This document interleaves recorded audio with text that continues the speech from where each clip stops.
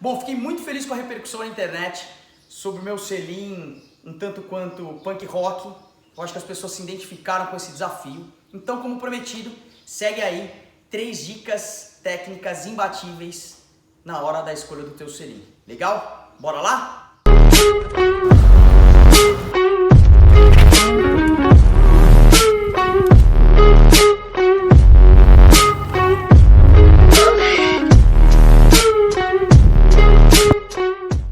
Bom, a primeira dica de todas e a fundamental para a escolha do seu selim é exatamente a largura dos seus isquios. São os 2 ossinhos do quadril onde você apoia no selim.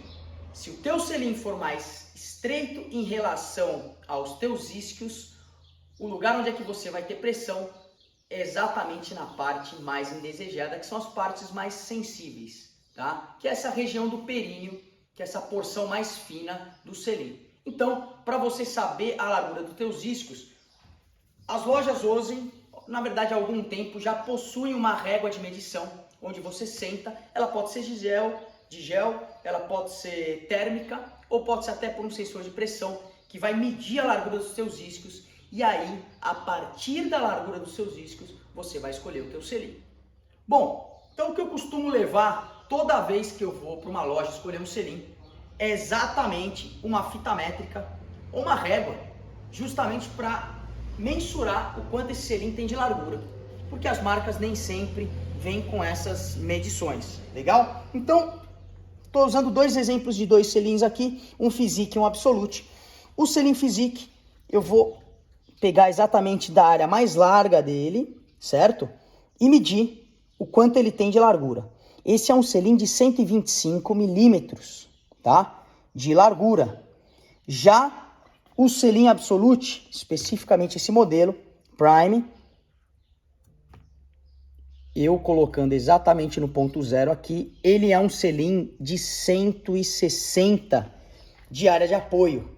Então, certamente, esse selim Physique não serviria para mim, porque eu tenho 143 milímetros, que são 14,3 centímetros, de largura de isquio. Então, o que acontece? Se eu pego um selim que ele tem a estrutura menor do que o apoio dos meus isquios, um isquio fica apoiado e o outro fica para fora.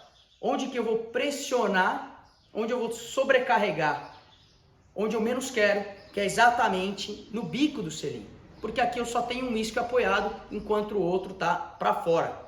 Legal? Já sei a largura dos meus isquios. O segundo ponto que eu preciso me atentar, tão fundamental quanto o primeiro, é exatamente o shape do meu selim. Porque ele pode ter a largura correta, mas não necessariamente o shape correto, né? Hoje você tem selins híbridos, que servem tanto para homem quanto para mulher, e você tem selins específicos para cada característica anatômica, legal? Mas uma coisa é certa, quanto mais flat a sua base, menor a pressão no selim. Se o selim é muito côncavo, por exemplo, esse que é um selim um pouco mais antigo, se você reparar, ele é côncavo, ele não é flat, né? Esse é um selim que pode até ter a largura dos meus isquios, mas o ponto onde é que eu apoio o meu isquio, ele é mais baixo do que o ponto do meu períneo. Onde eu vou ter mais sobrecarga? Exatamente no meu períneo. Agora eu vou usar um exemplo um pouco mais agressivo em termos de flat, né? Em termos de base. Esse é o selim totalmente flat. O ponto dos meus isquios está exatamente na linha do meu períneo.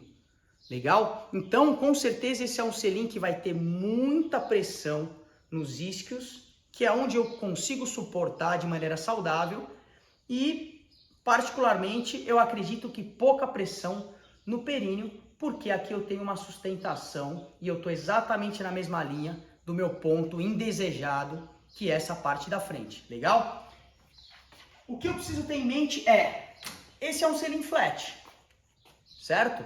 Só que não é um selim que tem a minha largura do isquio. Então, essas combinações precisam andar juntas.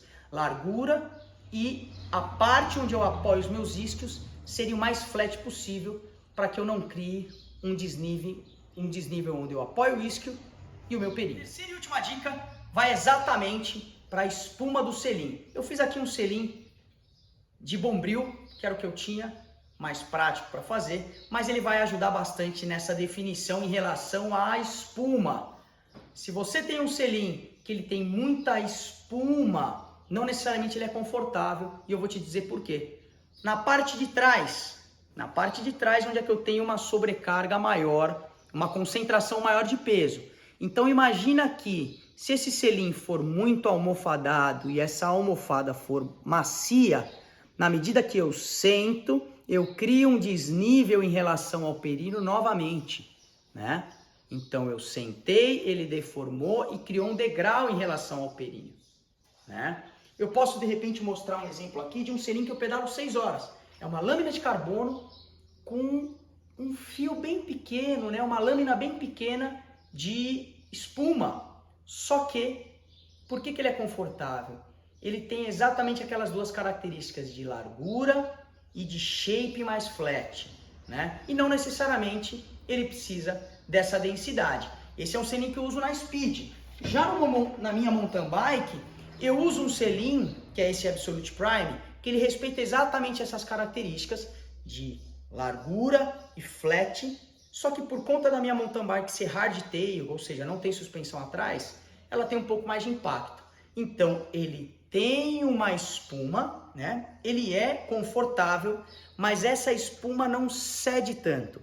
Então, basicamente, ela vai ser exigida na medida que eu tenho um impacto maior. Porém, ela tem uma sustentação para não criar exatamente esse degrau que um selim mais macio vai gerar. Legal? Bom, então para você que curtiu o vídeo, achou o conteúdo relevante, compartilha com os amigos, de repente deixa seu comentário aí. E o que eu posso garantir para vocês é que conforto é performance.